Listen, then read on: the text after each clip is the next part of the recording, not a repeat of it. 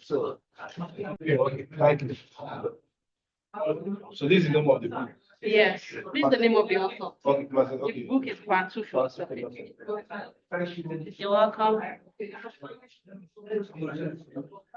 Please, can you disconnect my box?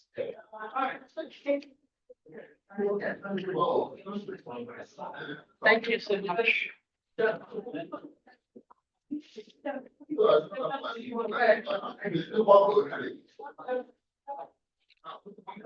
is there any session? Yes.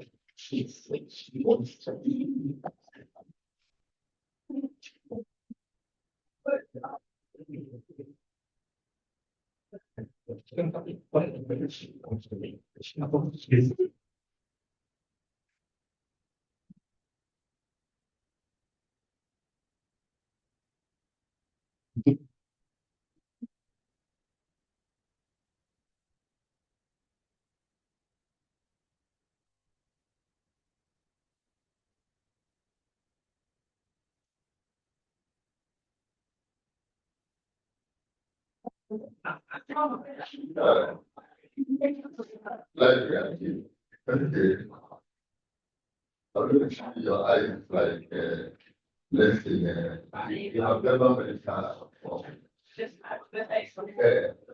You know that was about saying less than my father. You just said less people like that.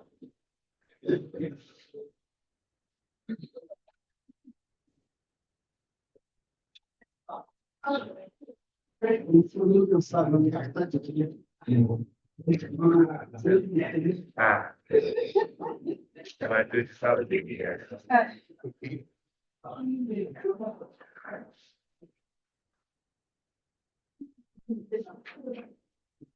So do you have the slides or do we give it to you again? I said, do you have the slides or do we transfer to you? Where is the email? Where is the email?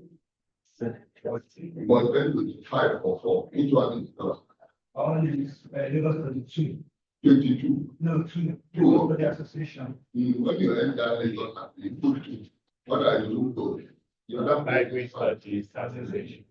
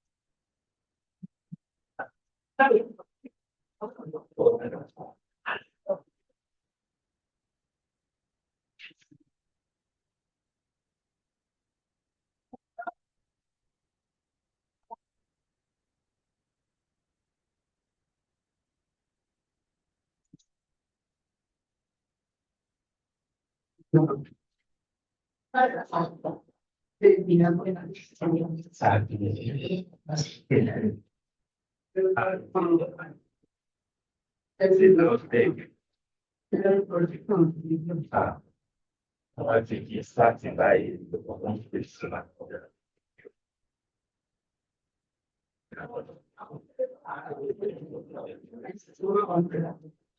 Why are you angry? Very good, yeah.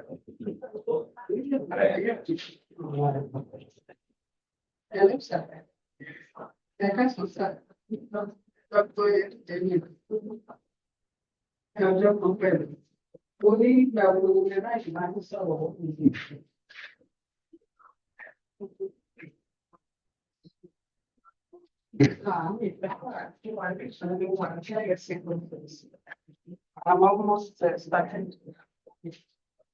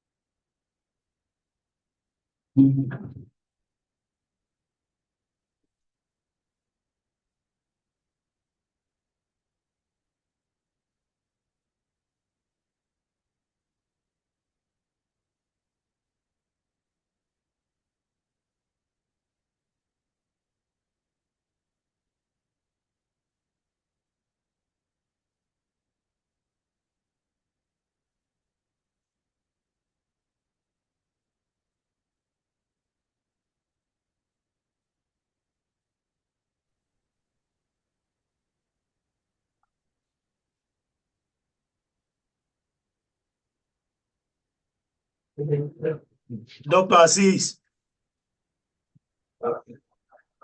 That's the chairman. Good to see you, sir. Yeah. I don't know, is it good morning or good afternoon or good evening? It's morning. This is actually 6:41. Wow. Good Good morning.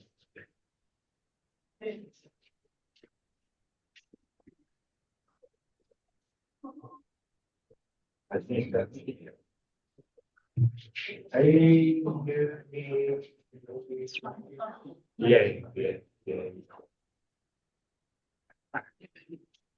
I will see you on the screen.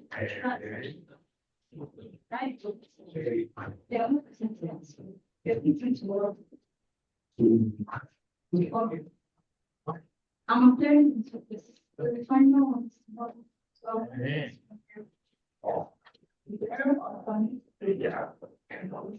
I think it's Well, is this another? Yes. it's you know. And to this one, I did. It's you know. We find this one. Wow. I will see you. Yeah, thank you. Yeah. No, we see. Yeah. It's BTS, yeah, it's BTS. Hopefully. It's what you like? It's marvelous. Yeah. No, I don't think so.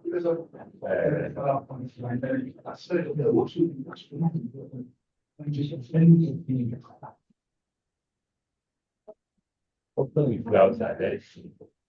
That's expensive. Yeah,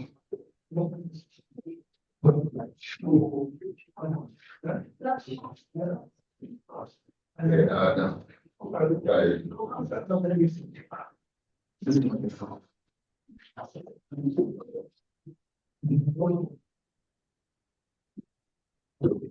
So Dr. Aziz is Mobileludede already? Yes. You just step Okay. outside. Oh, good.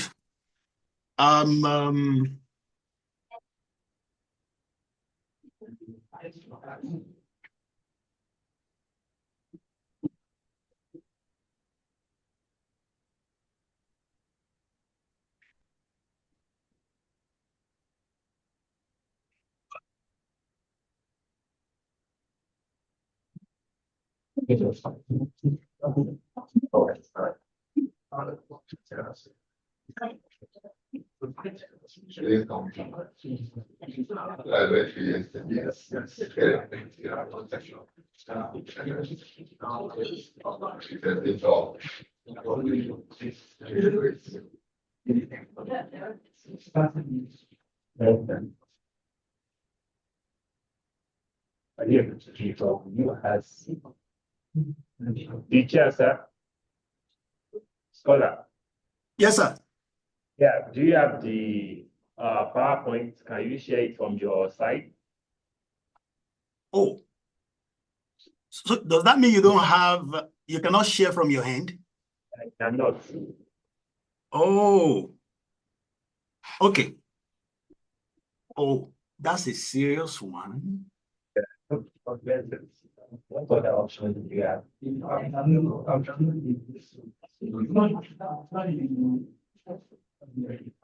Okay. Want to share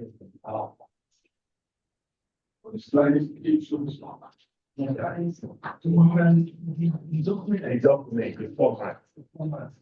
I don't know why it's changing. Yeah, maybe Then we use like.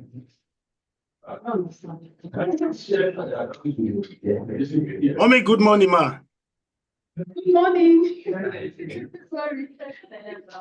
How do you do?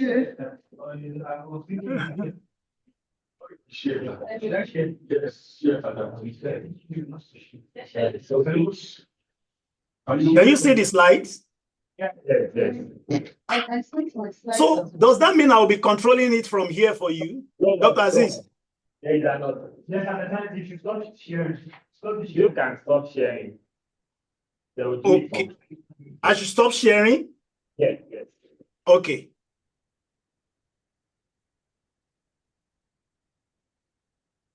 Okay. So can you share from your hand like that? Oh, good. Oh, good. Perfect.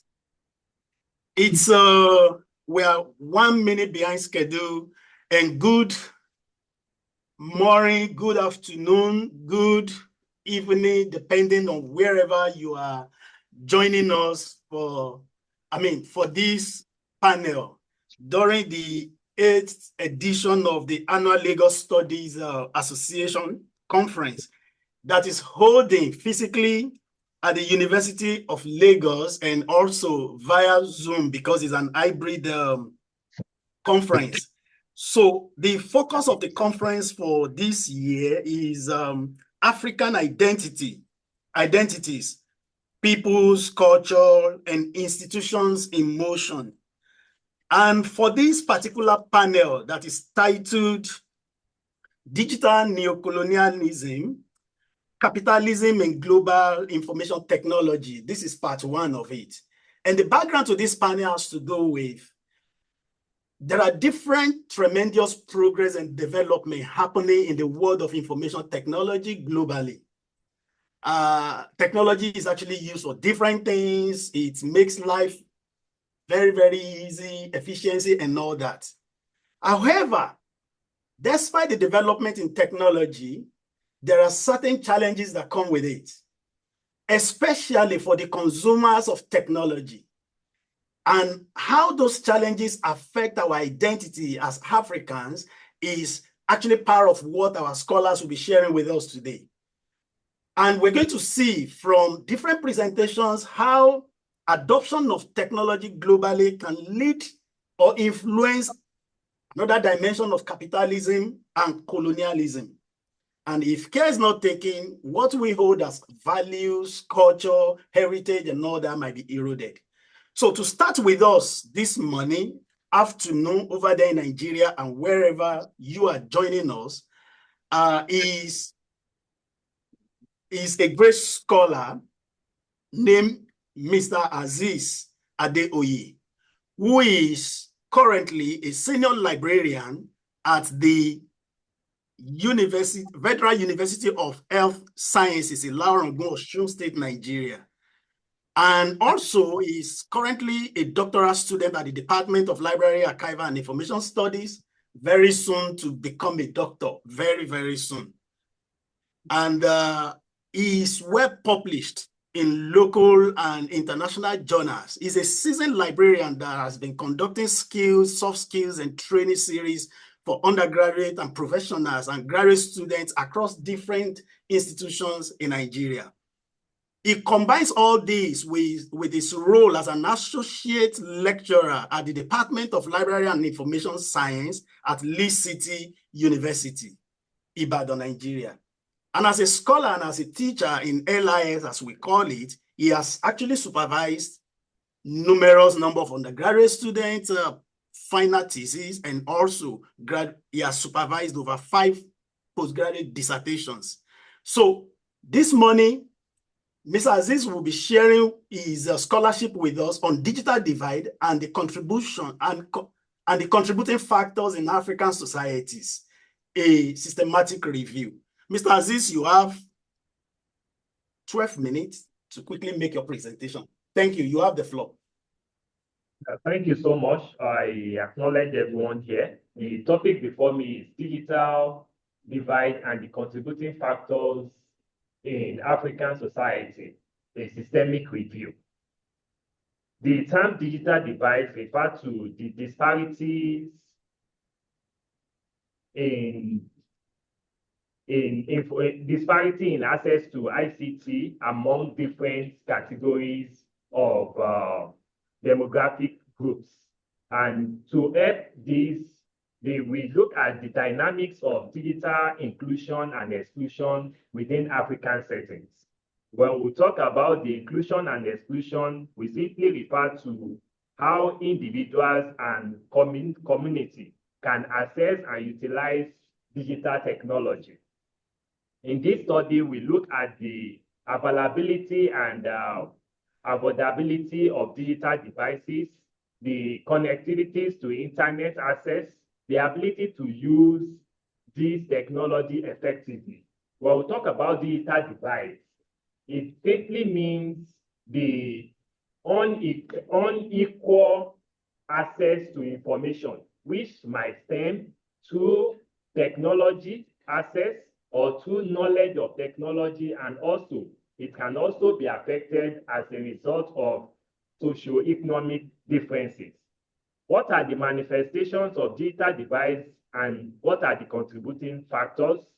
According to COMAT 2020, it said that the characteristic of digital divide, which refer to unequal access to internet, digital devices, and skills needed to use the information effectively.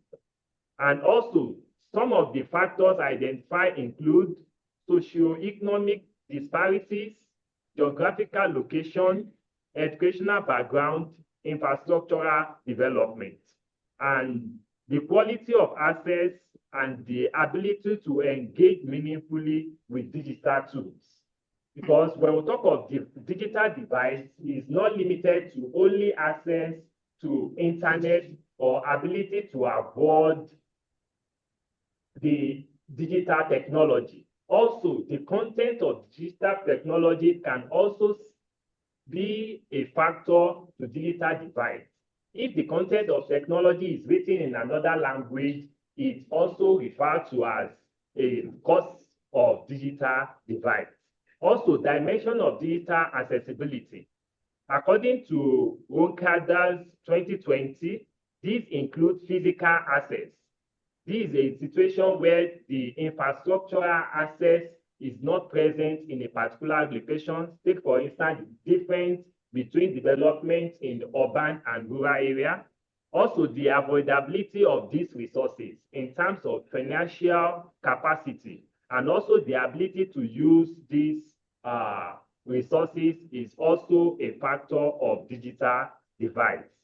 And accessibility also includes understanding and navigating digital content, as I said earlier, such as language barrier, literature survey, and also the ability to analyze the information, both locally and the local content. And on 1.4, we look at the multifaceted nature of digital divides in Africa. Africa has a peculiarity because when we talk the methodology of dividing the countries in the world is based on developed, underdeveloped, and developing. And oftentimes, African countries are mostly regarded as either developing or underdeveloped. And this has also contributed to digital divide. And when we talk of multifaceted, one of them is the internet access. It is known that many African countries struggle with providing widespread and reliable internet connectivity. We'll talk of internet connectivity, not just access, but also the bandwidth also matters. Also, the technological literacy, that is the ability to use and interpret technologies to suit a particular purpose, which also the need for education also stems. Studies have shown that educated people tend to be more digitally inclined as compared to non-educated. Also, another multifaceted nature of digital divide is the utilization of the digital resources. Even with access and literacy, the effectiveness and use of these digital resources can be limited by the availability of relevant applications and content tailored to the local needs. Local needs, let's say, for example, a farmer, where the content and the use, the information need of a farmer will be different from the information need of an academia. So this also can be a factor of information or digital divide. What are the contributing factors to digital divide and inclusion? The factors, according to Iman 2024, are socioeconomic dimension, which has to do with the earning power, and also we have infrastructural dimension, the internet facilities available in different regions. Also, the educational dimension. In this list, we refer to it as the digital literacy skills available to different individuals. This also can be a contributing factor to digital divide. Also, we look at the varying levels of digital literacy skills. As I've said, there are a lot of my articles on digital literacy skills among academic, among non-academics and non-students. And studies reveal that the academics or the educated are highly digitally literate, while the non-educated have low digital literacy skills. This also is a factor to which divide the use of digital information resources. Likewise, what are the impacts of infrastructural limitations? We've said that infrastructure can be a factor to use of digital resources. And in this case, when we talk of infrastructure, we refer to as the limited band broadband. When the use of limited broadband, there are studies that categorize the use of broadband according to continents, and it was discovered that African continent has the lowest broadband among other continents. Also, the low internet speed, which is similar to the broadband, the high cost and scarcity of digital devices. The amount to acquire digital devices is on the high side, and this is also limiting access to the digital resources. So let's look at the roles of governmental policies, the private initiative, and also what are the community efforts that are being made to provide or to reduce the digital divide. Government make policies that play a crucial role in setting the framework, and also the private individual also assist in providing innovative and services. Like for instance, when I got here 3 days ago, when I use any maybe anything more than 100 MB, I will be replenished. The 100 MB will be given back to me because of my location. So that is part of the private benefit or contribution to ensure digital inclusion. Also, the community also contributes to reduce the digital divide, which is through community-driven efforts, such as local initiative and non-profit organization. They make vital and provide access to underserved population and provide digital literacy training. To this, we'll also look at some of the models, that is 1.9, that helps to conceptualize our study. Models are ongoing and discoveries as compared to theories or law which has been established. So we have 3 models that support this study, which is helping to cope the issue of digital divide. One is PPP, that is public-private partnership. This is a model that shows collaboration among or between government and private organizations. There is an agreement on percentage of contribution to ensure digital inclusion. Also, we have another model, which is community-based digital centers. Each community establishes digital center which can be leveraged on public libraries. Public libraries also have centers that help this. Then we have mobile technology initiative, which can be done by private individuals. So the problem that we are facing, which is the statement of problem, is that in Africa, digital divide represents significant disparities in access to internet, and the challenges are the digital economies, accessibility to education, and also social opportunity. The effort that has been made are provision of skills and infrastructure facility. But even with this, there is still wide divide between the educated and uneducated as regards access to information. So this study is a systemic review which mainly exposes us to what scholars have done, and it shows the trend of publication as regards digital divide. So for this study, we are going to identify the studies between 2020 to 2024. It also investigates the digital divide factors in African society.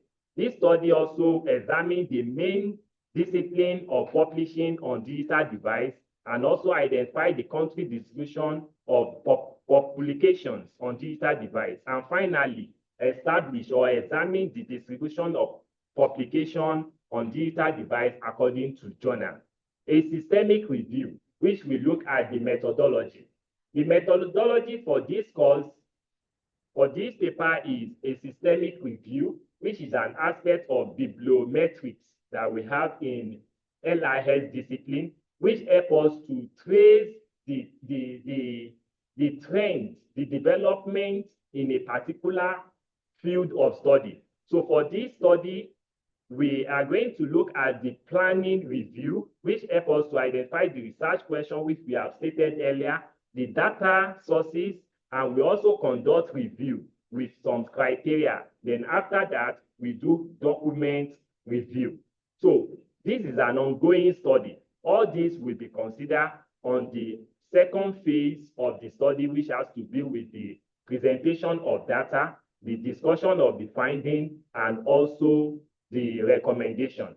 But as the study continues, we observe that there will be some limitation as regards the methodology, because Systemic review is somehow subjective review, which has high intake of the researcher. So in this, we are going to experience the experience time-consuming and resource-intensive. Coding process can also introduce subjectivity, requires expertise in systemic review methodology, and the quality depends on the included studies. So these are what we are going to review. So your contribution will also make this work a better one. Thank you so much for listening. Thank you so much, Mr. Aziz. That was a good one. Thank you. So we'll come back to you in a short while when we take the remaining presentations and we will interact with your papers. It's also good that we have great professionals and scholars here who will do justice. That was a good one. Thank you so much. So the next presenter is, I'm excited to introduce her actually, because she is my teacher, my lecturer, my mentor. It's a huge encouragement to have her making the presentation on this panel today. I am very, very delighted. I'm happy to introduce Dr. Adetoun Adebisi Oyelude, who is an accomplished academic librarian and information professional, and with over 30 years of experience. That is her for you. And she has experience in using ICT and knowledge management skills to drive innovation and organizational goals. She has a PhD in library and information science, and she is a fellow of the Nigerian Library Association with a title of FNLA. So she is regarded for her exceptional achievements in the library and information science fields, as established in numerous publications in high-impact academic journals worldwide.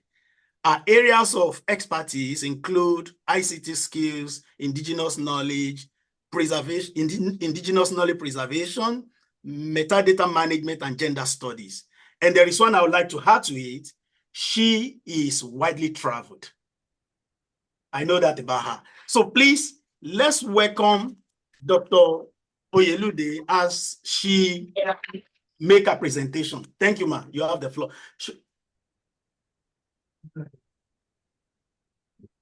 Thank you.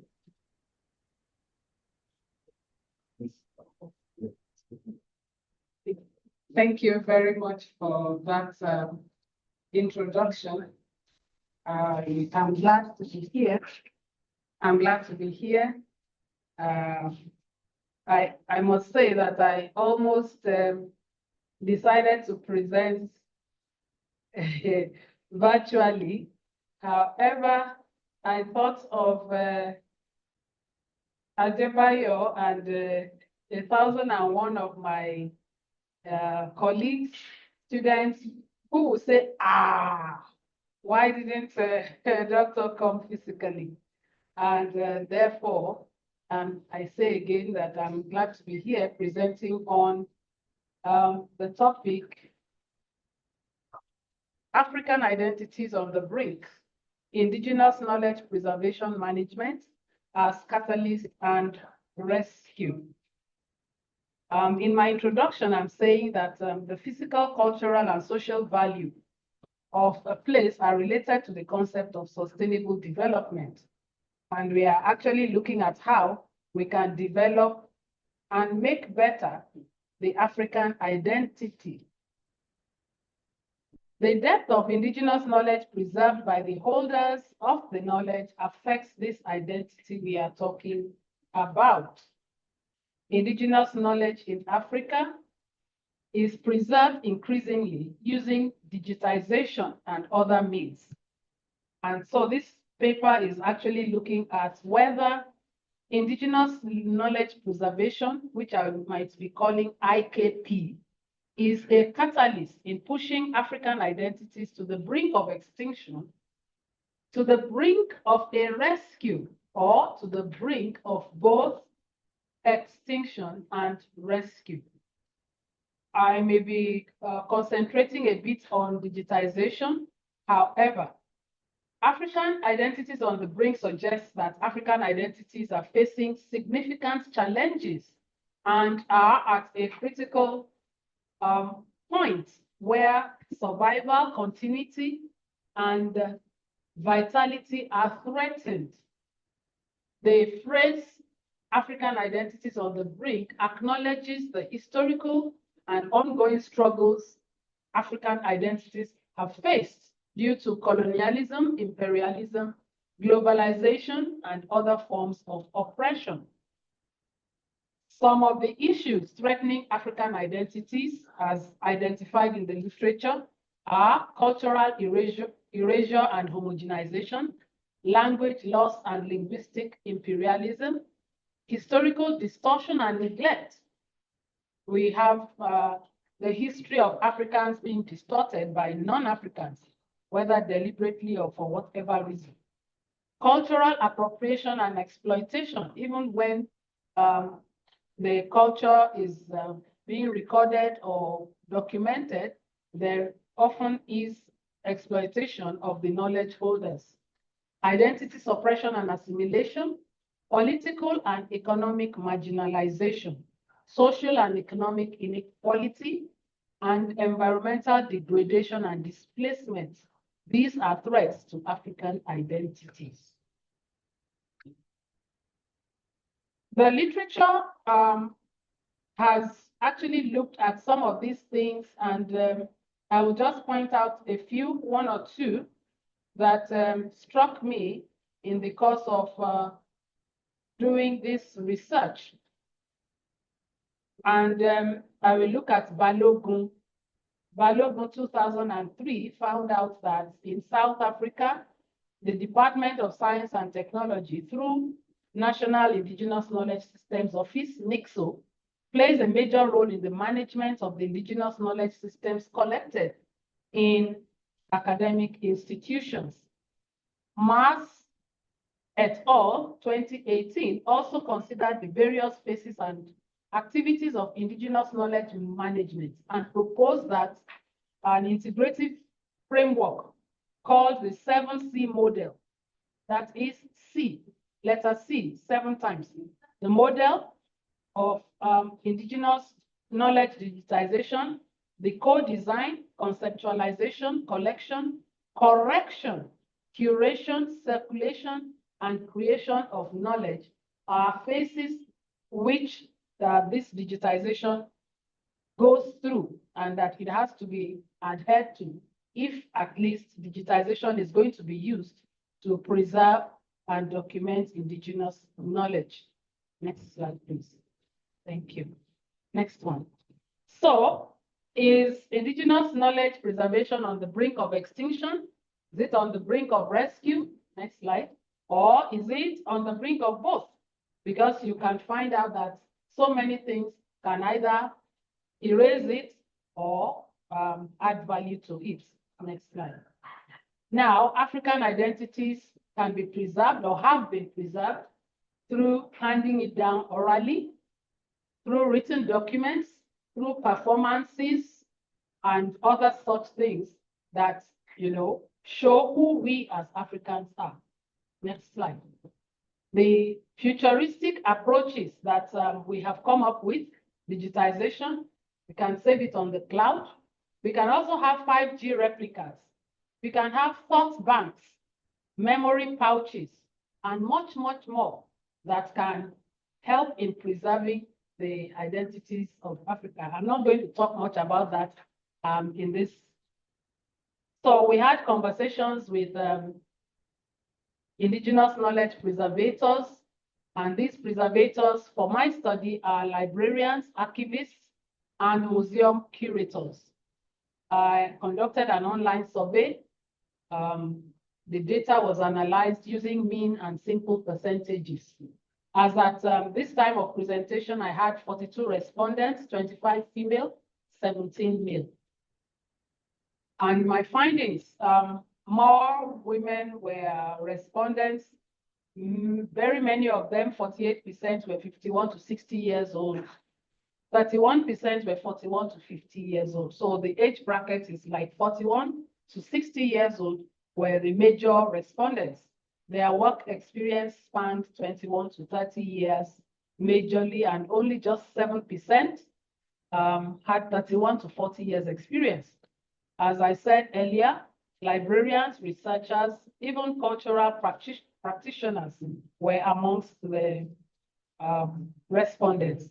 All of them said it is very important for the survival of African identities to have a focus on indigenous knowledge preservation, and that indigenous knowledge preservation contributes to the revitalization of African identities more than eroding it.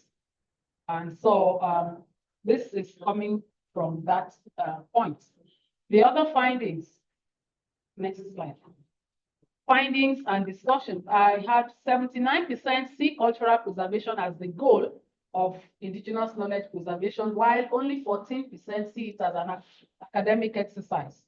To ensure that indigenous knowledge preservation is community-led and needs to be and should be needs-driven, 58% advocated that there should be collaboration with community leaders. 27% said it's better to involve community members in decision-making where it concerns indigenous knowledge preservation.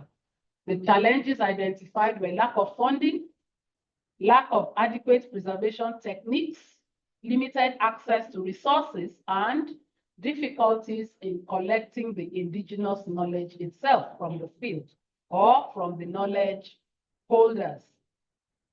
On the issue of cultural appropriation in indigenous knowledge preservation, it was opined that this can be addressed more by education and awareness, and also by collaboration with cultural authorities. On the whole, indigenous knowledge preservation has a positive impact on cultural diversity and resilience, according to them. 88% of them felt that. Now, asked to envision the future of indigenous knowledge preservation, 48% said they see it as being mainly digitized and accessible. 26% said it should be institutionalized and formalized, and only 21% said they see it as being community-driven and empowered. On the whole, indigenous knowledge preservation management is a cause for concern if Africans are not to lose their identity. Documentation in as many formats as possible is also key. And so when you look at African identities on the brink, the conclusion from this study is that indigenous knowledge preservation is a catalyst for rescuing African identities. If this is not well handled, indigenous knowledge preservation can actually be a hindrance to the African identities being retained. Indigenous knowledge preservators, that is the librarians, archivists, curators, need lots of community support and collaboration. Also, African identities are on the brink if conscious rescue efforts are ignored. The recommendations, therefore, by acknowledging the challenges facing African identities and working towards their preservation and empowerment, we can help ensure the continued vitality and resilience of African cultures, languages, and communities. In addition, since indigenous knowledge encompasses traditional practices, beliefs, and innovations developed by African communities over centuries, it is essential to recognize the significance of indigenous knowledge in preserving the African identities and promoting its documentation, preservation, and transmission to future generations. Language and cultural education programs should be established and documented. Community-based initiatives for indigenous knowledge documentation and preservation must be in place. Support should be garnered for indigenous cultural festivals and celebrations. Recognition and protection of indigenous rights and interests should be enhanced. Inclusion of indigenous knowledge in mainstream education and research should be prioritized to rescue African identities. And with that, I say thank you for listening. I will welcome questions. Thank you. Thank you very much, Ma. Thank you. That was a very great one, a very powerful one. Quickly, I just want to announce to us that the presentation we have in our program that's supposed to be about AI technology in foreign policy resources management, Nigerian libraries, was moved to another panel.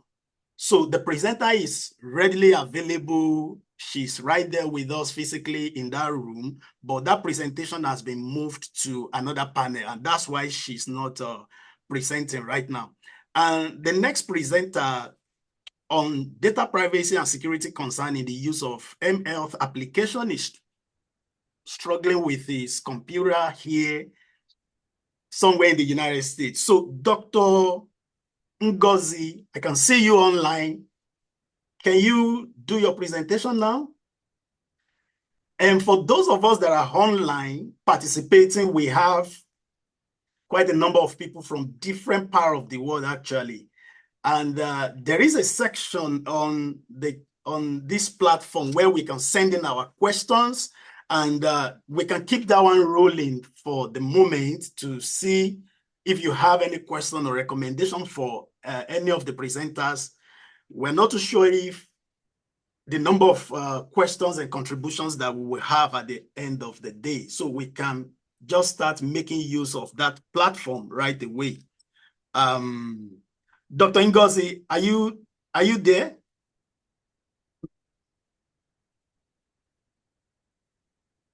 Oh. Yes, I'm here. Oh, good. Yes, I can hear you. Please share your screen. I would like to give me the permission to share my screen, please. Oh. I don't have the... So, Dr. Aziz, what magic did you perform the other time, please? Or do I send it to them? Do I send it to them through mail or what? Try and share it now. I want to share, but I don't have the permission to do that. I can't share it. He has to give me the platform to share. No, I'm only seeing chats, raise hand, and Q&A here. I've not seen any other thing.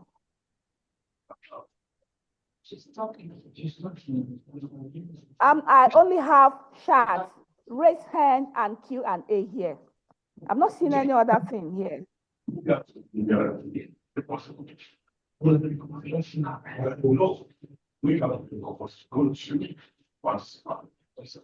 Okay, so Dr. Aziz, is there any support over there where she will send it to us on WhatsApp while we say, okay, particular email address. Okay, Dr. Ngozi, so you can just try and see. Is that you send it to me right now, or you send it to Dr. Aziz? And while we're doing that, I think I'm seeing somebody. Why can't I? I don't know. I don't know. Okay, give me the email so I can send it. You can just send it to me. I'll forward it to them over there. Now, I think we still have quite a number of time, so I think it's a good time for us to interact with the first presenter's paper so that we make use of every time that we have. So the first presenter presented on digital divide and the contributing factors in African society. Do we have questions, contributions from anybody in the room first before we go to our online participants? I can't see the room any longer, Dr. Aziz. Is there anything you can do for me about that?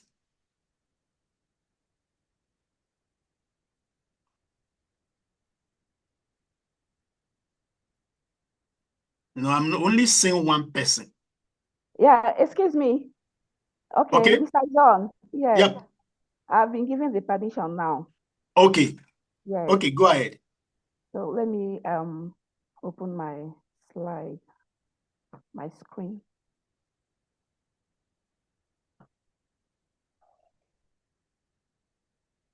Can you see my screen? Yeah, it's coming up gradually, but not yet. Oh, perfect. Perfect. Okay, you can see it now. Perfect. So, Dr. Ngozi, you can just go ahead and make your presentation right now. Thank you. Thank you. My name is Ngozi Perpetua Osuchukwu from Nnamdi Azikiwe University, Awka. My title says our culture, people, and digital cultural heritage in Nigeria. I'm going to focus on introduction, objectives, methodology, findings, conclusion, and recommendations. Now, we all know that Nigeria has so many ethnic groups, and Nigeria is one of the countries in the world that has rich cultural heritage and indigenous knowledge. So these things are the things that we take pride in. These are our values, our way of life, which were handed down to us and which we, today's generation, should hand over to the children yet unborn. But then we have this Western culture that seems to be fighting alongside our tradition and oral cultural values. Now, how do we save this culture and keep them safe for the coming generation? Because the world is not going to end with us. So what we need to do, or what we should be thinking about, is how to teach these things in schools, in churches, in homes, and preserve them through digitalization. That is why we are hinging on digital cultural heritage. Now, the objectives of this paper, one, is to look at the tenets of oral tradition and cultural heritage, to look at the transformation of this cultural heritage into digitalized resources and the challenges we are facing by achieving this. The methodology, this is a qualitative research that integrated a classroom curriculum with 102 students of Library and Information Science of Nnamdi Azikiwe University, Awka. Actually, I teach the course, LIS 203, Oral Tradition, Cultural Heritage, and Literature. These are three things combined into one. And what did we do? How did I collect this? It was an assignment for the collection of this cultural heritage for the students to pay visits to their communities, to have interviews and focus group discussions with the people they are going to find out from the cultures of their people from these different communities and different states. I know as a federal university, we have students from different ethnic groups. We have Yorubas, Igbo, Efik, Edo, and all that. And these people, they went to their communities, to their different states in Anambra, Imo, Lagos, Cross River, Enugu, Abakaliki, Abia, and they interviewed people. These interviews were held in local languages, which were transcribed. Mark the word, it was not translated, but transcribed into English. These were put side by side as they submitted the assignment. And the photos, the videos, the interviews, everything were saved in CDs, DVDs, and all that. They were also saved in clouds. And these were collated and sent to the libraries for further digitalization and upload. These are some of the pictures from the assignment.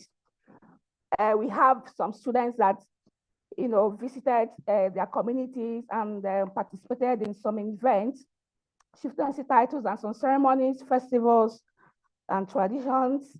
Some of them went into oral tradition of learning about the origin of their communities, the taboos, the local dishes, collection artifacts, oral tradition of folk tales, and others. These pictures, this paper, all these pictures and all the things we are presented using tables and photos. Now, what did we gather? we gather that from this thing, we have our challenges. 50% of the participants could not write their local language, Remember, we told them to transcribe, and it was difficult for them to transcribe. Again, 30% could not speak their local languages. 30% have never traveled to their communities. 25% complained that some of the cultural knowledge they wanted could not be divulged from the people, of course. 20% stated they could not take photos nor record their cultures. And 30% could not travel to their communities due to security issues and other things. These were some of the challenges that were recorded when we tried to, talk about how we went about the assignment.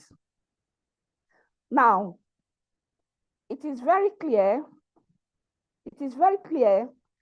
that, findings show that we have rich cultural heritage in Nigeria, which, like I said earlier, these are pride and dignity. So it indicates strong roots and value system.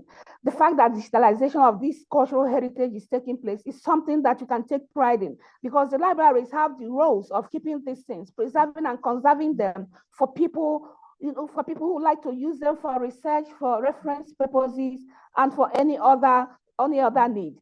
Again, the interesting thing is that the challenges can easily be attributed to the global trends of the Western culture, which seem to be taking over everything we are doing, especially by the youth. Now, I conclude that there are rich cultural heritage and oral tradition to be proud of. We have so much cultural heritage and oral tradition that should be digitalized and preserved for sharing in the libraries.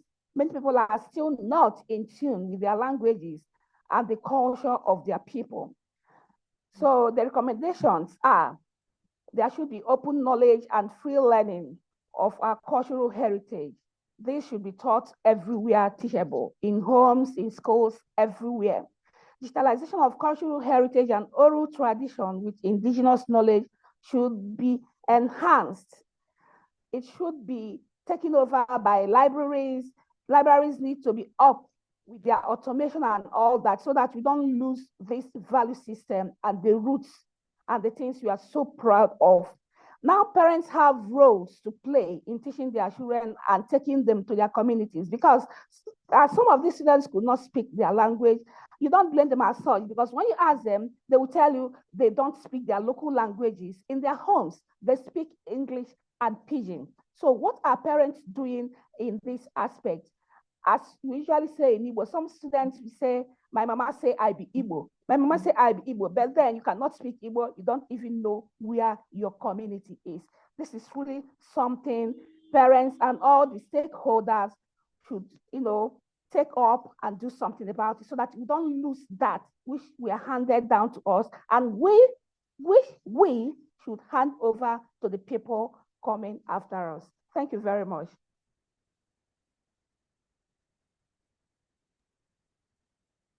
Thank you so much, Dr. Ngozi. That was a good one. Thank you very much. So just stay tuned, and very soon we engage your paper where people would be able to ask questions and make recommendations and ask for clarifications. Thank you very much. And okay. So we're moving to the last presenter for this session. We have another session in the afternoon by 3:45 p.m. Nigerian time at room 7D. And also we will be online as well for our online participants. So, but the last presenter for today is still having challenges with his technology, and that's what technology can do. And he is Dr. Nwadako Ajayi from the University of Wisconsin, Milwaukee in the United States here. And he graduated, got his first PhD from South Africa, and he graduated from the University of Ghana And today, he would be making, against all odds, he will be making a presentation on data privacy and security concern in the use of health application, the role of HIPAA. So, Dr. Noah, you have the floor.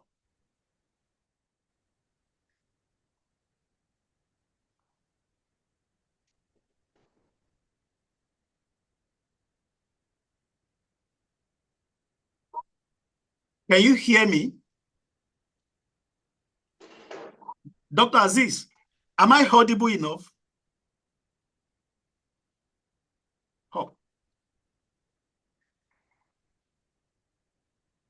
Hello?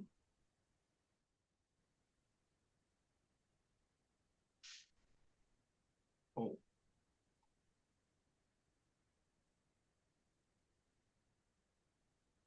Please, those of us in the room, can you hear me, please? Yes, we can hear you. Oh, good. I can hear you. Okay, good. So I can still see Dr. Ngozi's slide from my hand here. Can she please stop sharing so that the next presenter will have the floor, then we'll come back to her. So Dr. Ngozi, can you please stop sharing? Okay. I will. Yeah. I will. Just a minute. Oh, thank you.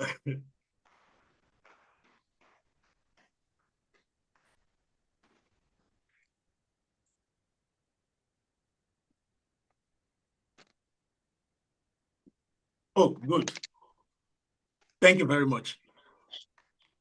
So, Dr. Noah, please, you have the floor. He has decided to still present without his slides because the computer just shut down and he's been restarting for some minutes now and it's not coming up yet. So, Dr. Noah, you have the floor.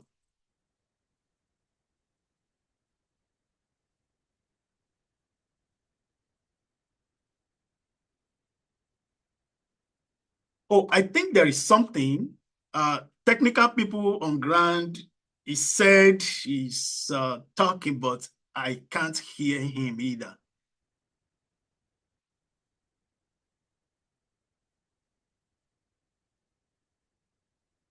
Dr. Aziz.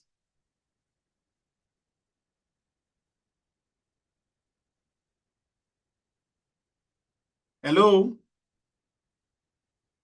Oh, I think we still have challenges with technology here because... Hi, John, can you hear me? Okay, go ahead, yeah.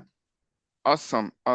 I sincerely apologize for, technology failure. Sometimes it do happens. You can prepare so well, but life can sometimes make you look like you can't control everything, right? So, John and your members, I appreciate you for giving me such an awesome opportunity to share my views or to present something I have found so far that will be beneficial to we Africans, right? Yeah, so my research actually centered on data privacy and security concern in the use of mobile app application, right? So over here, since I'm in the US, I tried to figure out what regulatory frameworks or what laws can help in this regard. Okay, so that's why I came out with data privacy and security concern in the use of mobile application, the role of HIPAA, right? Even though HIPAA is actually centered on US. So the question is, how can we implement some kind of laws? Do we even have one to protect people who are willing to use mobile app, right? To access health information. So actually, my main concern is how we Africans can leverage from mobile app to to access health information. We all know that access to health information in Africa is one of the issue that we are battling with. Okay, so using health app can help at least reduce this issue. right? Now, my main focus is that when we look at, let me even go this way, right? We are all aware of how mobile app has penetrated in every facet of human life, right? But when it comes to healthcare, its effect is so colossal, right? Now, let's look at somebody in the rural area, a typical rural area, let's say in Ghana or somewhere in Lagos. I don't think Lagos is a typical area, but I'm not familiar with the local typical areas in Nigeria, so please forgive me. So I will use a typical area in Ghana. Let's say Amasaman is a typical area in where there. And just imagine, right? Somebody just want to, assess how to, check pregnancy status. I want to, check whether the baby is about to come. I want to check whether my mother's BP. I want to check my dad BP and all that, right? And all this, and you need to go to the hospital. But mobile app has made it possible that you don't need to, travel all long to, go and see a doctor. You can equally be in your comfort zone and have a digital interaction with, with your doctor, and you should be fine, right? So in my research, unfortunately, because of my machine, I wasn't able to present, but I do recall a study by Cause 2018. He said mobile app has a very exciting, opportunity, right? Where individual can be at the comfort of their home and access healthcare at a reduced cost, right? Now, it also, tells that not only about the cost, but about the convenience, right? Now, all this exciting, opportunity is great, right, for we Africans. But what about the other side? So my main focus is how can we, protect those who are digitally using this app to access healthcare, right? So my first objective was to, to find out, are patients aware about their data their data being able to, susceptible to maybe data breach, right? And then also how what role, what regulatory framework are they aware of that they can use, or they should be aware of in the quest of what, protecting their data security and privacy, right? And then also to also find out what are the privacy and security concerns that those who especially who have actually, been enlightened to know that there's a privacy security and all that. Are they what do you call it? To find out how this data privacy, what do you call it? This information security and privacy regulation that they say that they know, are they aware of how it is applicable, right? And then the last one is, if they know about this applicable laws, for instance, HIPAA, right? What are the limitations? Now, on the first results, right? Before I even proceed, I'm not using my slides. I just put down some notes to recall, right? For the first objective, right? The awareness about their data security and privacy, right? Now, this is the results I recall. First one is low awareness, right? So those, for instance, who are in the US and the Africans, okay, I came to the realization that they have limited knowledge and then awareness about this law called HIPAA, that HIPAA can actually protect their privacy, right? And then those who are aware are partially, those who are aware, right, are not fully aware of what HIPAA can actually do for them, right? So mostly they are not fully aware that their data is being collected, used, and can be reused, right? You are aware that many of these technical companies utilize our data even without telling us, right? So those who are even aware, who call themselves educational elite, or who are, I mean, by privilege, they know how to use this, digital device and digital devices and able to access health information, right? They know that those who know that there's a law doesn't know that their data can be used, can be collected, used and reused by the technical companies, right? And then another thing I also came across is lack of understanding, right? And then with the lack of understanding, right, they don't actually know that this kind of data about health app can be collected, stored, right, and then for what purpose, right? So all what they are aware is that their data, they are freely using this app to leverage from all these opportunities, but they don't really understand how their data is being collected, stored, and being accessed, and for what purpose, right? Then I also recall that HIPAA is actually protecting data privacy and security, right? And fortunately, HIPAA has been recognized as one of the regulatory frameworks that is protecting people PHI, that is protected health information, like maybe their date of birth, if you're in the US, their social security number, and all that.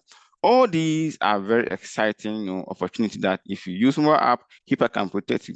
But the question is, do we have some in Africa? What about us? Are we just using it? Are we just exciting using it? Right now, HIPAA ensure that mobile app producers, okay, adhere to what you call the stringent security, privacy, and measures, right? So if you're a producer or if you're a mobile app company and you fail to apply these laws, you can be jailed or you can be sued for that. Then I also recall that for instance, if there's unintentional violation, right, there's a minimum fine of what $100. That's according to HIPAA. And then also, if there's what you call it, if you're a company and you willfully neglect, right, HIPAA, you can pay an amount of 10,000 fine, right? So the question is, if these Western countries, right, are putting these laws, right, can't we see how this stringent information can help protect our health information? Now, in my quest to find out this, one author said, what Africans that we think that we are trying to protect our information, what are you trying to protect? Is it that you have social security number that people can link to get our money, or what? Right. So one author said, I mean, let them try to explore. There's no need to, what information are they trying to protect? If I know your date of birth, if I know your if I know your place of birth and whatsoever, what am I going to do with all these stuff? Right. So that's another challenge. But actually, HIPAA protects, ensure that PHI is actually protected. And another exciting aspect of HIPAA is that it makes patients feel secure, right? Now the question is, if HIPAA is making patients feel secured, right, are our potential users in Africa, right, are they actually using it? Are they aware of that? No. Right. Then I also came across, lack of transparency in all these laws. So if all this law that we have as HIPAA, right, it's actually helping, protect our health information. But we Africans, we don't have, and even those who have are actually, having some challenges. Then another challenge I also came across is lack of transparency, and then even some of these laws are very obscure, and then very extensive, to sometimes read. right? Then the last objective, the limitation about the HIPAA, which is limited coverage. It doesn't cover a whole lot of health aspects or health information. And then lack of understanding of the HIPAA is another big issue. And then the ambiguity of this kind of HIPAA policy, right? So what I'm trying to convey is that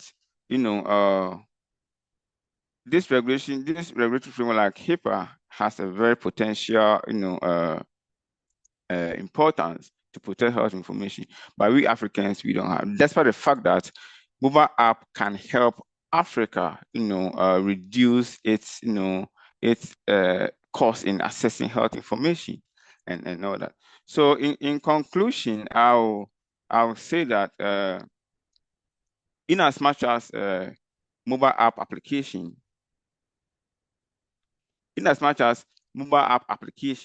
brings about exciting news for us to reduce health costs, make it very convenient for individuals to access, especially those in the rural areas, to be able to access health information without traveling, right?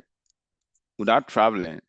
We should also look at how we can actually educate our people back home to know the law, to know how their data can be used, right? They should be conscientized on how the data can be collected and used against them. Even as much as there's a notion that our data can be shared, but what can people use about how are people going to use this data negatively? We should still continue to trumpet this news that yes, a mobile app is very great tool to access health information. However, we shouldn't rest on educating them about how their data can be protected. So in future, I'm hoping to see a law like HIPAA be implemented in Africa, where to regulate the individuals, where to regulate the producers, and where to regulate the sellers of mobile app, so that we Africans can also potentially use mobile app to its maximum to cut down health costs, and then to strengthen our health structure in Africa. Thank you. Thank you very much, Dr. Noah. Despite the challenge with the technology, you are still able to share your ongoing research regarding the use of mobile app in healthcare delivery in Africa with a focus on privacy and security of data. And in a country like United States, is a big thing, is a big topic. Thank you very much for your presentation. Thank you. Okay, can you stop sharing so that we can see the room, the physical room? Thank you. So we want to interact with the presenters now. I saw one hand the other time. Please, it's time for questions, clarifications, comments, and recommendations for all the presentations. So Dr. Noah, can you stop? I think you are sharing your screen or something, because I can't see the room again. Hi, John. I'm not the one sharing. Oh, so it's kind of challenging. Please, technical people, I can't see the room, so I wouldn't know if anybody wants to make comment or ask questions now. Therefore, our online participants, please, you can just indicate by raising your digital hand. As soon as you do that, I will see it here. If you want to make comments about the presentations, and if you have questions for any of the presenters, any of the panelists, it's time for that. And please, technical people, I cannot still see the room. Please help us with that. Meanwhile, let me ask, maybe I should take the lead by asking Dr. Aziz this question. One of the points Dr. Aziz, can you hear me? Oh. Hello? This is... Am I audible, please? I'm not getting any response again. I can hear you, John. Okay, good. I can hear you, yes. Oh, good. So, Dr. Aziz, are you there? I just want to make a comment, maybe a recommendation, because this study is going to be a very good one and probably an addition to your objectives, and probably that may translate into another research question for you. And it has to do with the government's efforts at bridging digital divide in the area of policy reforms. One of the big things globally about technology now is migration of data or data sharing. And if I may say, one of the two major countries or continents that are so very, very big on this is the United States and the European Union. So from part of the things we've seen like a kind of contentions regarding the law or policy that guide data sharing in Europe and with the law, say in the United States, for instance. And you can't just transfer or move data without meeting the specification of that region, of that continent. So I want to recommend, because we're talking about global stuff now, and if anybody or any continent or country is making policies, it has to be all-encompassing, that you don't want your policy to fall short of what is obtainable in other continent or country. So you may also consider looking into the aspect of how compatible the point of convergence and divergence about the current policy reforms compared to what is obtainable probably in the United States or as stated in GDPR. And so that's my recommendation for your study. And for my teacher and Dr. Oyelude, I just want to, there is an area when it comes to digitizing indigenous knowledge. Because when digitization comes, there will be different players. People from the technology, people from the software design, different people. How do we manage contentions for intellectual property when external shareholders or stakeholders come to play major role in digitizing indigenous knowledge? I wouldn't mind if you can share your thoughts with us on that, because we're still talking about saving African identity, preserving our cultural heritage, and we have value of secrecy. There are things we don't want to divulge, information we don't want people to know because they are secret, they are power. So how do we handle that, the intellectual property, when external stakeholders come to play major role in digitizing indigenous knowledge? Do you want to talk about that in maybe 2 minutes?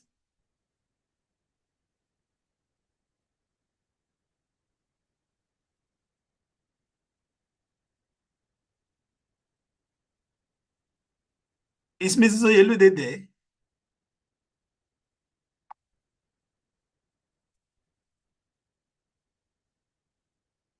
Hello? Oh. I can't hear anything again. Please, can you hear me? Those of us in the room and online. Yeah. John, I can hear you loud and clear. But it's like we are not that connected with the people in the room again. Yeah, that's what I Oh, could see. yeah, I just got a message from... You can still let me know. Can you correct here? Dr. Ngozi, please mute your microphone. So please, Dr. Mrs. Oyelude, can you please share light on your thoughts about the point I raised?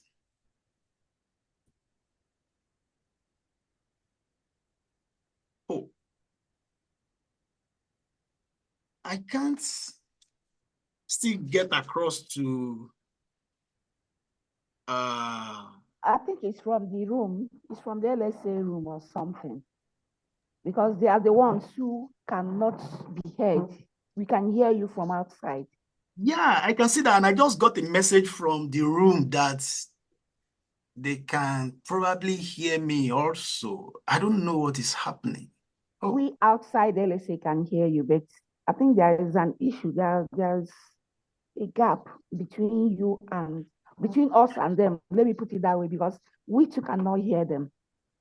But they are trying to speak. Yes, we can see them. I'm seeing them. But can you see them, John? I can't see them. I can only see you. It's your picture I'm seeing. John, I could also see those in the room. Yes, the conference you can see room. them, but they cannot hear. They cannot speak out. We are seeing them. I think I am logged out because I can't see them again. But I see when you or any other person online speaks. Okay, let me write to them that our share is logged out or something. We are seeing them all right. I think.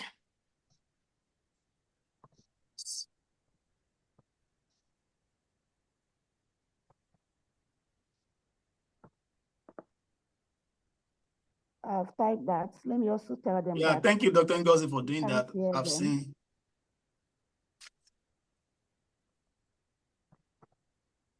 I cannot hear them.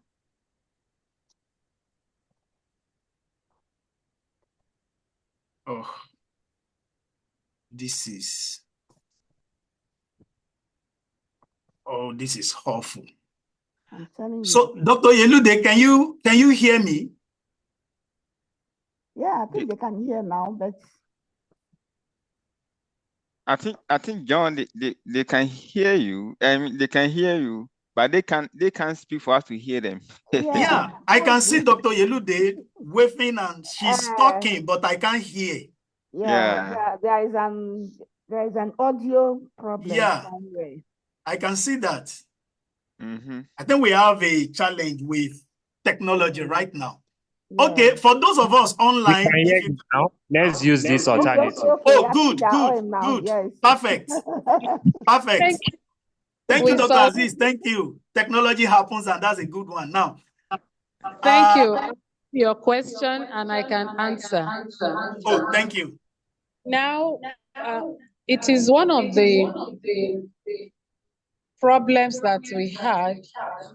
When they drop your phone, use only the LSA. It's one of the problems. There is echo. There is echo from your end. There's an echo. Dr. Yelude. No, Dr. Ngozi, I think they are using alternative means to reach out to those of us that are online. That's why she's using the mobile phone. So let's just bear with them. I think there is some technology issues that. So thank you. Just bear with us, our online participants, please. Just bear with us for the question and answer session. Thank you. So Dr. Yelude, go ahead, ma. And so one of the problems it's not working. I think you can manage it. So one of the No. I think she still cannot be heard.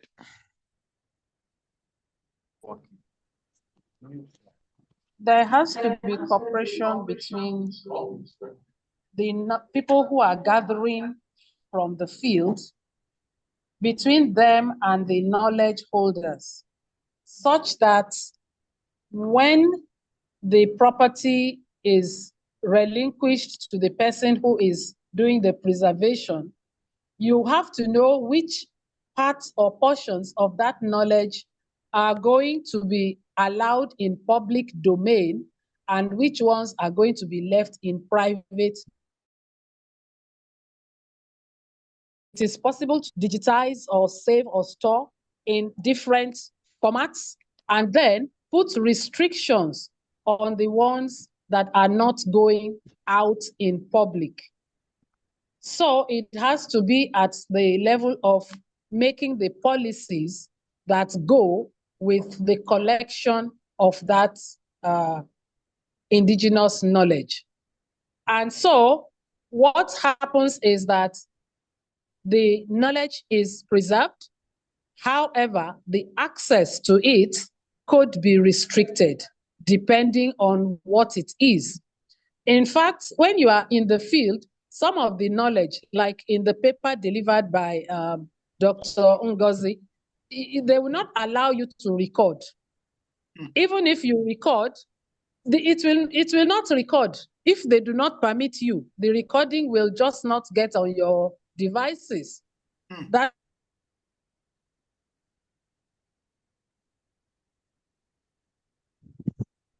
is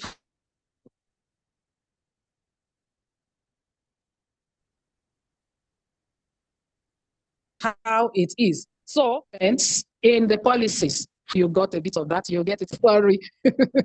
Thank you so much. Thank you. That's a powerful one because it's a lot of contentions and all that. And thank you very much, Ma, for sharing that thought with us.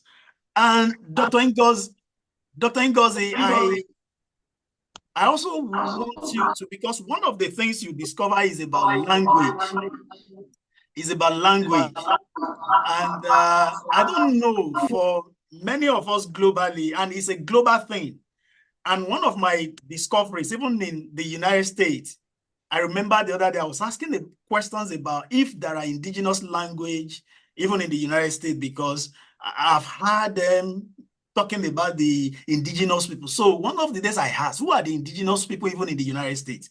Then I discovered that there are even language issues, like the indigenous language that many Americans cannot speak any longer. So, Dr. Ngozi, it's a world of technology. And even me, I cannot boast that I can speak Yoruba language like somebody who is 20, 30, even 10 years older than me. And the people after me, I'm not sure if they can speak Yoruba language, for instance, as much as I can. And that's a problem. So do you think digitization alone can save our indigenous languages from going into extinction?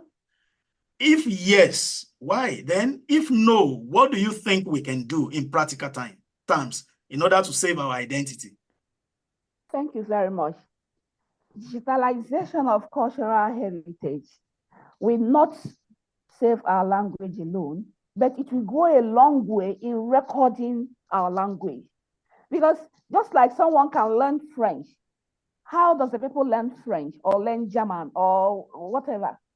It's the person will just put it on, the app we speak, the person will learn, you communicate. So it's the same way, like, preserving our language, digitalizing it. Because someday, sometime, someone would like to learn maybe Igbo language, just as anybody can learn French and all that. There are apps for learning languages, so it will help. Not that it is 100, it will help 100%. There are other ways too, like I mentioned. This should be spoken in our homes. Some families do not speak our local language. They speak English. And are you surprised that even abroad, children born outside Nigeria, some of them speak their local language more than the people here in Nigeria? Is that not something to worry us about? We see that online.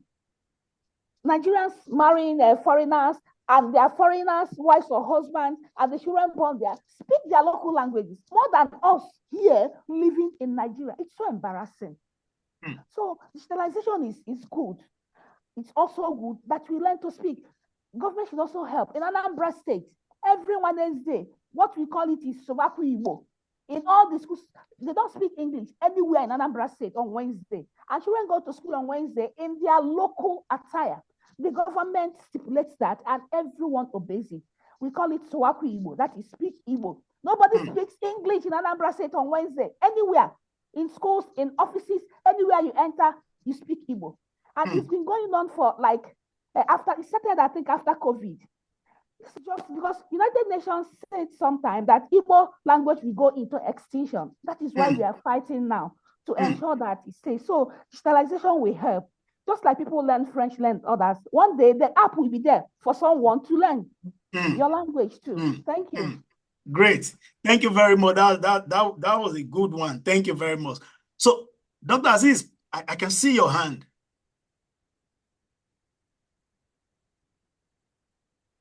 Please go ahead. Thank you. Yeah, people in the hall too would like to ask some questions. Oh, great. Please just coordinate that, because I can only see you and few people behind you. So coordinate that. Maybe they can probably come close to you so that our online participants can also see them. We have almost 18 people online. Thank you. Okay, thank you, panel chair. I want to say a big congratulations to our presenters. And I must say it has been an exciting time here. My question is to Aziz Adioye. It took us through digital inclusion and exclusion for the African society. So I want to ask, is it narrowing the study down to a particular African country, or how is it trying to go about this study? Because I know that African society, they are diverse and they are many, and so likewise their culture and the exclusion or the inclusion that we are talking about. So is it narrowing it down to a particular African society or country? That's about that. Then for Dr. Ngozi Perpetua, I want to say that I really enjoyed your presentation. And my question, because I've also been looking at how we can preserve our culture, for this coming generation. So my question to you is, don't you think that we now need to use the multidisciplinary collaboration approach? Because this takes more than digitizing. I'm hearing myself. Should I drop this? No, go ahead. Okay, digitizing our culture. So I'm beginning to feel that librarians need to collaborate with maybe those in language. We need to collaborate with historians, those in mass comm, and maybe probably begin to think of how we can do documentary on our culture, our language, because I must confess, these culture and languages are being eroded. I mean, our indigenous culture and languages. And then for Dr. Oyelude, I know that people are hesitant, like you said, to share their indigenous knowledge. So how do we get them, like woo them, to sell out some of this knowledge that are inherent in them as a way of going forward in preserving African identities? Thank you very much. Even our way of dressing, mode of dressing.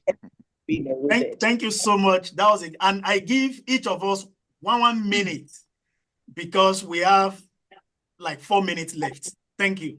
Can I go first? Okay, go first. 1 minute. Okay, thank you so much. Thanks for that.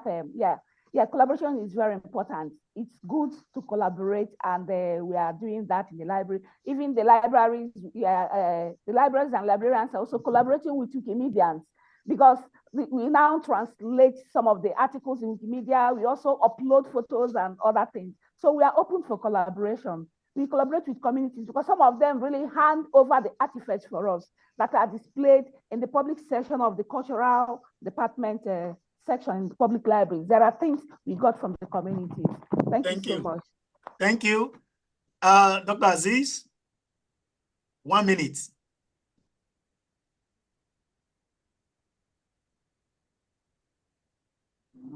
Okay. So, yeah, thank you so much. So the question, am I narrowing the study?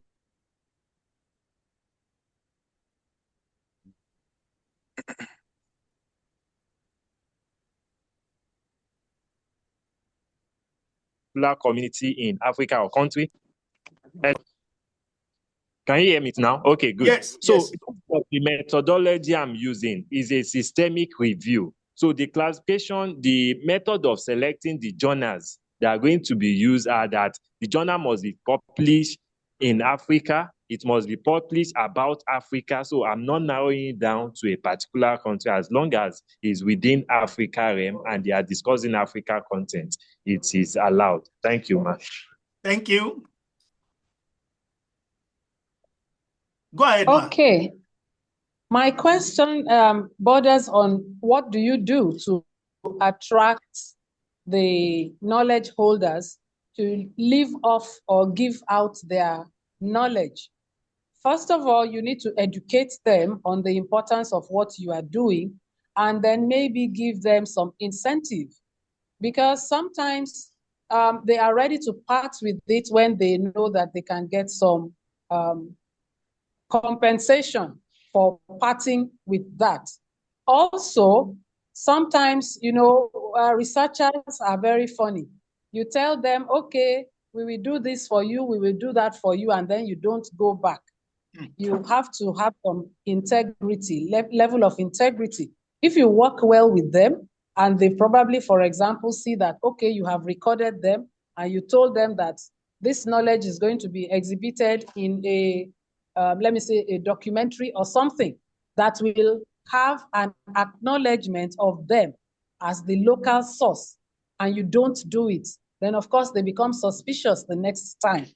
And again, so that we don't fall into too much of commercialization, if we have an awareness, value orientation within the society itself, like I said earlier, if they know that this general knowledge has gone, they have been paid for parting with that knowledge, they may just be ready to give you a little extra.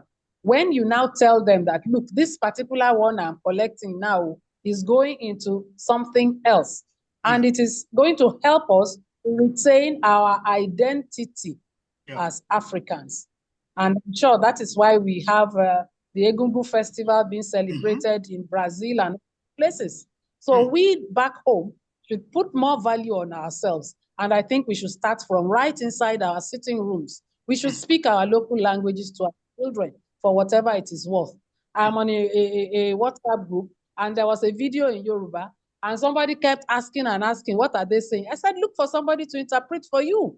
And when they put the Igbo ones, I also sent the Igbo clip to an Igbo person. Please tell me what they have said. The Chinese, you have to pay to get an interpretation of what they have in their manuals and so on. So we should learn some sense and get some steam. Thank you. Thank you very much. And that takes me back to the collaboration that the participants talked about. We really need to collaborate. Dr. Yelude just mentioned China. It's when I got to the United States that I found out many development areas going on in China. They have different hubs built, social media hubs built using Chinese language, and it's well controlled, and that's what they are using. So we may be looking into that direction, say, build technology or technologies with indigenous languages. So it's a way of preserving our cultural identity. We are already out of time, but let me just give 1 minute to two ends. John Francis is joining us all the way from Uganda. So John, please go ahead. You have 1 minute.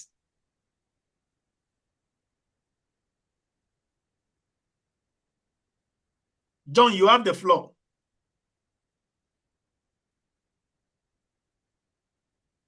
John, you have the floor. Okay. Hello, can you hear me? Yes, we can. Okay, thank you. To all the presenters, thank you so much for the good presentations made. Mine is about incentives on sharing or not sharing indigenous knowledge. These are pertinent issues, and they call for ethical considerations as well. What do I think? What do I have to suggest or share here? It is about sensitization and engagement or involvement. If we prioritize sensitization, it can help us achieve a lot and tap into the indigenous knowledge of the communities we live in or around us. The moment sensitization is prioritized, it will inform or educate those indigenous people to be willing to share the knowledge they have. Other than fronting incentives, sensitization can play a bigger role here in this case. I want to go back also to the issue Aziz presented. I think was it Aziz? No, it is the Dr. Ngozi on our culture, people, and digital cultural heritage. I would like you to bear with me that in our communities as Africans, we have the indigenous names. Our children are carrying the indigenous names. But have we taken trouble as communities, as family members, to explain to our children when they grow up what those names are? Don't you think if our children get to understand the meaning, the purpose of those indigenous names, it would also give them courage to learn the language? In families, I want you to bear with me. Some families even have failed to explain to their children what their clans are. So children only have a name. What do I have to say? We have failed from the word go. Yeah. So what is the purpose of the indigenous name? I thank you all for the presentation and for attending. Thank you very much. Greetings from Uganda. Thank you very much, John, for joining. And we are 4 minutes extra into this session and we need to close now. So when I don't know, Noah wants to say something. Noah, you have a good presentation as well, but I am just thinking maybe in your further studies, you may want to tell us how reliable will mobile app be? To what extent can we use it? To what degree of sickness or ailment or diseases can we say, oh, if I'm using the app, this is what will happen, especially in Africa where we're so skeptical and we have a lot of stereotypes. For instance, when COVID came, I know how long it took many people, including myself, to take COVID-19 vaccines, because of different stories. And I think these are some of the things. I give you 1 minute so that we close this session, so that we allow participants to attend other sessions. Noah, 1 minute. Thank you. Yeah. Thank you so much, John. I just wanted to add my voice on the identity that was discussed. Yeah. So as a matter of fact, when it comes to cultural identity, we Africans, we demean ourselves so much. So just imagine in Ghana, for instance, when you want to from high school to the senior from high school to the university level, right? If you don't pass English, you are not moving forward.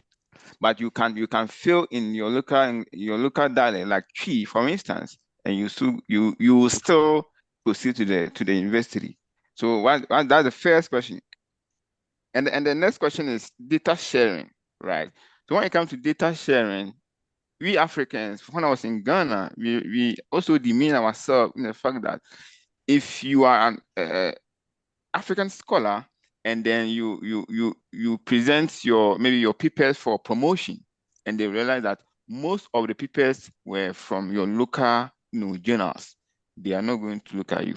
They will think that, oh, local journal is weak and all that. So if we Africans are not strengthening our local journals, right, and we are ending up demeaning, right, our local journals, then what about we moving to the data space where we want to share our data?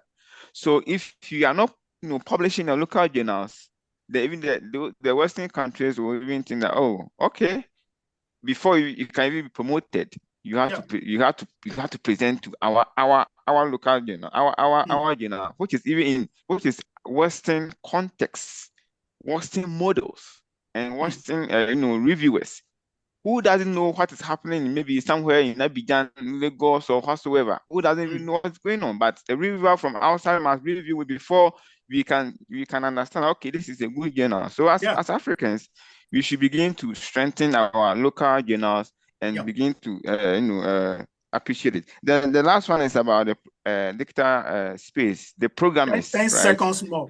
Yeah, programmers. We should try to educate our programmers to program these apps, for instance, these mobile apps, in our local language, so that our mother in the village can also use her digital, phone or maybe smartphone to access health information. So let's try to appreciate what we have, so that others can also appreciate that. If you don't value what we have, others may also think that we have nothing to share or to show for. Yep. Thank you very, very much. That was profound. And I want to thank everybody, our presenters. You made this happen. Thank you for considering this panel as the platform for you to share your scholarship. All the participants in that room, both local and international delegate and conference attendants, I thank you so much. And I can see somebody behind Dr. Yelude wearing our indigenous identity. That's a good one. Thank you for doing that. I like that. Thank you so much. And we have, and everybody that joined this panel this morning, oh, it's afternoon, sorry, over there. Thank you so much. The second part of the panel continues by 3:45. Thank you, everybody in the room. I can't see everybody, but I appreciate this so much. And to our online participants, I have many of my teachers at the University of Ibadan here, Professor Adeti Miri, our NLA chair in Oyo State, Dr. Adeyeye. I can see the university librarian from Lautech in Ogbomoso, Dr. Ibijua. I can see my boss at the Central Bank of Nigeria Center for Economics, Mr. Ojeniyi. Quite a number of people, collaborators and researchers from the United States, Dr. Akeola, Dr. Latif, my new research collaborator, then my CPD family from Ghana, from Uganda, from South Africa, and of course, my doctoral students at the University of Ibadan. I can see Dr. Akibo, Stephen, and a host of other people. You all made this to be possible, and I believe together we can have Africa of our own, where we will not just be consumers of technology, but we be contributors, so that we re-examine and redefine our cultural identity as a continent. Thank you, everybody. Then we look forward to you joining us again in the afternoon by 3:45 p.m. Nigerian time. Thank you so much, everybody. We appreciate you. Thank you. Enjoy the rest of the conference. Bye. Thank you, and bye all. Okay. Thank you.